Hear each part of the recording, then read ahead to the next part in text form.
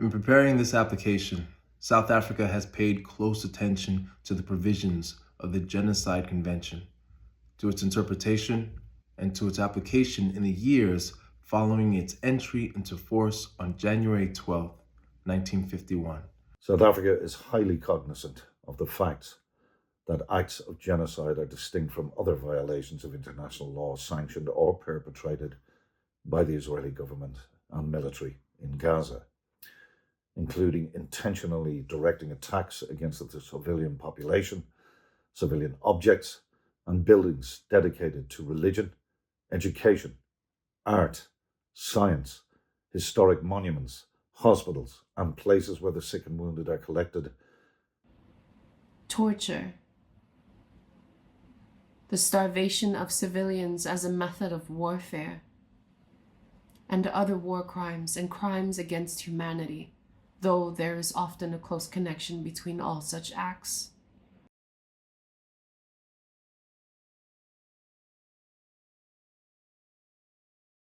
It is important to place the acts of genocide in the broader context of Israel's conduct towards Palestinians during its 75-year-long apartheid, its 56-year-long belligerent occupation of Palestinian territory, and its 16-year-long blockade of Gaza, including the serious and ongoing violations of international law associated therewith, including grave breaches of the Fourth Geneva Convention.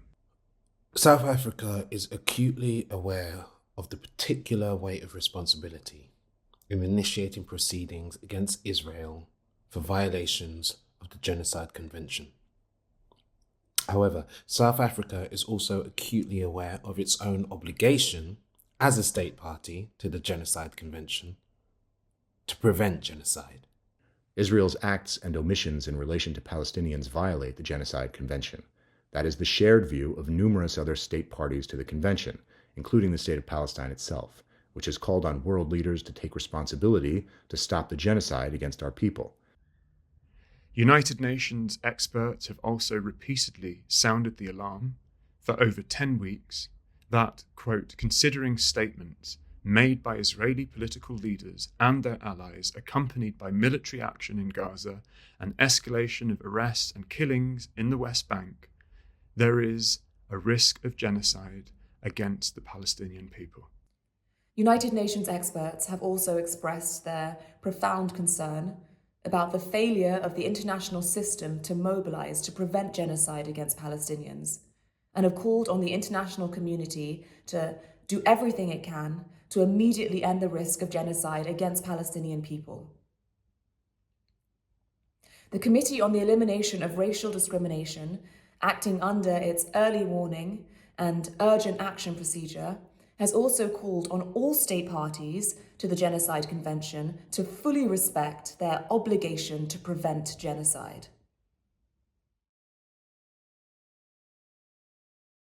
This section provides an overview of the acts in which Israel has engaged that are genocidal in character, having regard to their nature, scope, and context. These acts are ongoing in a conflict context, where Israel is deliberately imposing telecommunications blackouts on Gaza and restricting access by fact-finding bodies and the international media.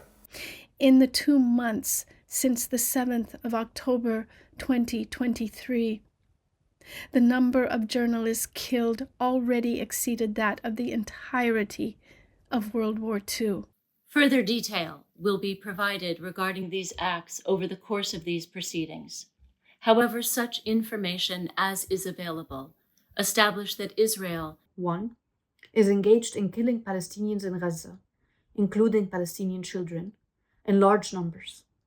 2. is causing serious bodily and mental harm to Palestinians in Gaza, including Palestinian children, and is inflicting on them conditions of life intended to bring about their destruction as a group. These conditions include 3. expulsions from homes and mass displacement alongside the large-scale destruction of homes and residential areas. 4. Deprivation of access to adequate food and water. 5. Deprivation of access to adequate shelter, clothes, hygiene, and sanitation. 6. Deprivation of access to adequate medical care. 7. The destruction of the life of the Palestinian people in Gaza. And 8. Imposing measures intended to prevent Palestinian birth. United Nations chiefs and the International Committee of the Red Cross, no strangers to conflict situations, have called what is unfolding in Gaza a crisis of humanity. According to the United Nations Secretary General, humanitarian veterans who've served in war zones and disasters around the world, people who've seen everything, say that they've seen nothing like what they see today in Gaza. An entire population is besieged and under attack, denied access to essentials for survival, bombed in their homes, shelters, hospitals, and places of worship. The UNRWA Commissioner General said it is a living hell. It is a war of all the superlatives. Everything is unprecedented, and we are out of words to describe what is going on. Over 21,110 Palestinians are reported to have been killed since Israel began its military assault on Gaza. According to the Palestinian Health Ministry, at least 70% of whom are believed to be women and children. An additional estimated 7,780 people, including at least 4,700 women and children, are reported missing, presumed dead under the rubble of destroyed buildings, dying slow deaths or decomposing in the streets where they were killed. Nowhere is safe in Gaza, as the United Nations Secretary General and many other United Nations experts have now made clear to the international community. Palestinians in Gaza have been killed in their homes, in places where they sought shelter, in hospitals, in UNWRA schools, in churches, in mosques, and as they tried to find food and water for their families. They've been killed if they failed to evacuate, in the places to which they fled, and even as they attempted to flee along Israeli-declared safe routes. Reports are multiplying of Israeli soldiers performing summary executions, including of multiple members of the same family, men, women, and older people. One such account is the reported execution in Gaza City of at least 11 male members of the Adnan family and their relatives, boys and men, said to have been separated out by Israeli soldiers and shot in front of their family. There are also reports of unarmed people, including Israeli hostages, being shot dead on sight, despite posing no threat, including while waving white flags. Attacks on Palestinian homes and residential blocks account for a significant number of the dead, with Israel reportedly using artificial intelligence to generate up to 100 bombing targets per day. Israel is said to be dropping dumb bombs on Gaza, as well as heavy bombs weighing up to 900 kilograms, which have a predicted lethal radius of up to 360 meters and are expected to cause severe injury and damage as far as 800 meters from the point of impact.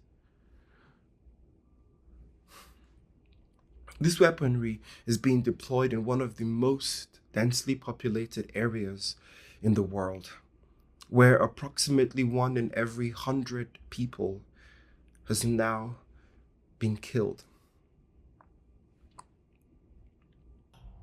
For Palestinian children in particular, quote, "Death is everywhere and nowhere is safe."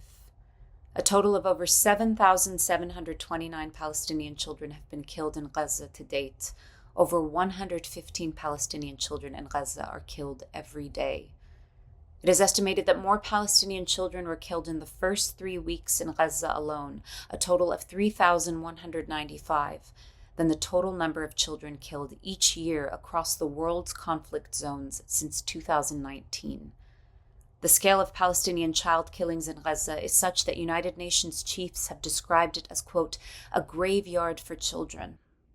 An estimated 1,779 Palestinian families in Gaza have lost multiple family members, and hundreds of multi-generational families have been killed in their entirety, with no remaining survivors. Doctors, journalists, teachers, academics, and other professionals are also being killed at wholly unprecedented rates.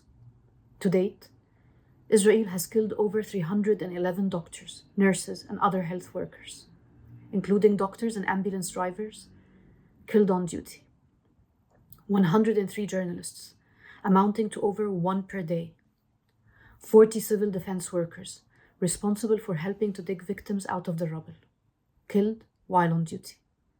And over 209 teachers and educational staff. 144 United Nations employees have been killed, the highest number of aid workers killed in UN history in such a short time. It is estimated that it will take years to recover the remains of people from beneath the rubble, and that the costly technical process will not result in the identification of each body.